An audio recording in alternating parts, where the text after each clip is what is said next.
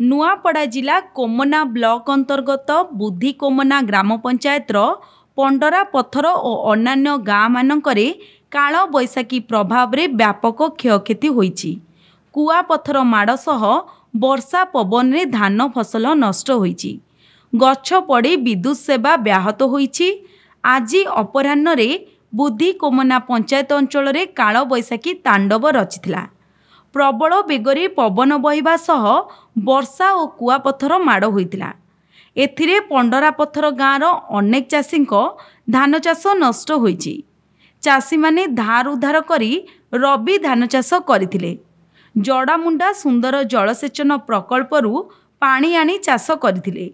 एबे धान अमल हेबाकू थिबा बेले वर्षा पवन और कुआपथर माड़े धान सबू पानी रे भासुछि और पाचिला धान सबू झड़ी पड़ी। फल चाषी माने चिंतारे पड़िछंती। अनेक गाँव में 11 केवी विद्युत तार उपरे गछ पड़ी अपराह्नरू विद्युत सरबराह बंद रहितबा बेले जटगड़रू सोरीपड़ा जीवा रास्तार विशाल पुराना बरगछ टली पड़ी रास्ता अवरोध होईछि।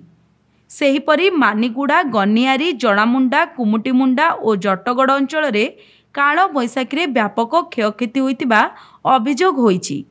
क्षयक्षतिर तदंत करी क्षतिग्रस्त चाषी मानकू सहायता प्रदान पाई जिला प्रशासन निकटरे पंडरा पथर गाँवर चाषी माने दमयंती धरुआ, धर्मु गौड़, नकुल माझी, हिरण्य राउत, प्रहलाद माझी, तुलसी माझी और अंचलवासी दाबी करिसंती। नुआपड़ारू बीरबल प्रधान का रिपोर्ट, पब्लिक मीडिया।